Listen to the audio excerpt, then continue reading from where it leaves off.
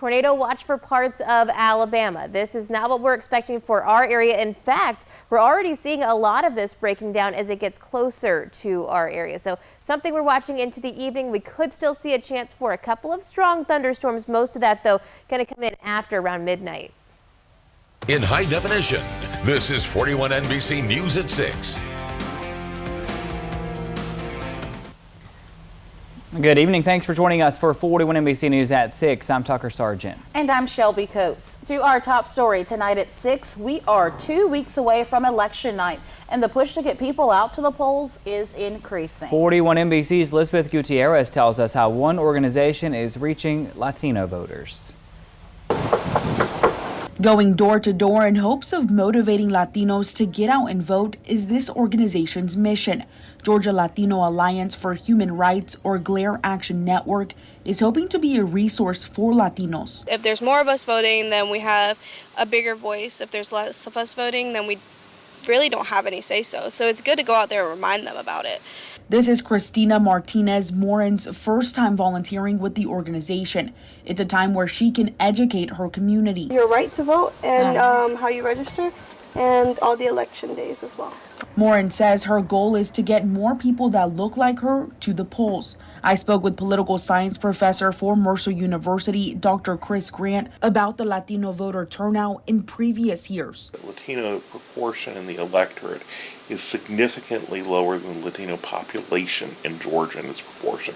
We look today at maybe as many as 10% of Georgia's population is Latino. Dr. Grant predicts the Latino voter outcome this year will increase along with all other groups. But there are several factors contributing to why Latinos are heading to the polls. More acceptant feeling toward government intervention in economic affairs, and a slightly more socially liberal stance. For Sara Rodriguez, getting the Latinos out to vote is important in helping make a difference.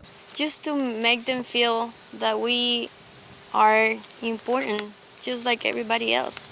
And that's the main reason we are doing this. According to GLARE Action Network, it has knocked on over 1,000 doors since last month.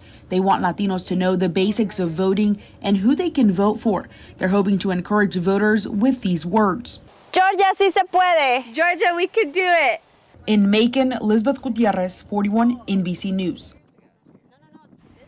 And again, there are just 2 more weeks until the midterm elections. You'll want to stay right here on 41 NBC for our coverage alongside NBC News, bringing you the results, the issues, and the next steps. Well, students at Wesleyan College are using art in the fight for women and their reproductive rights. The final portion of a reproductive rights rally took place on campus today. It included unveiling a mural about reproductive rights. Local artist Erin Hawkins painted the initial design. Students, faculty, and alumni all helped.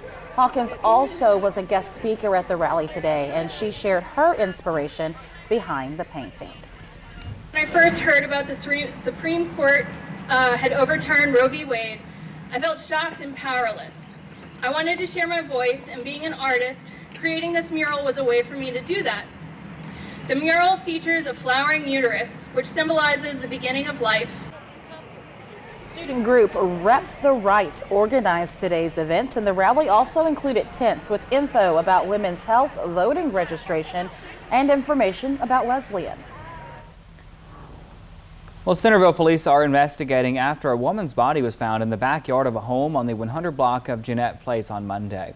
According to the Houston County coroner-James-Williams, Centerville police responded to a welfare check on an elderly woman when they discovered her body in the backyard. Williams says the body appeared to have been there for several months.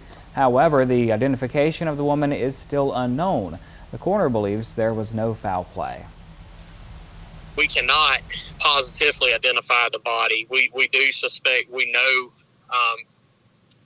who the person is, but just, that's one of the steps we go through the crime lab on, determine positive identification. And Williams says the body has been sent to the GBI crime lab for positive identification and cause of death.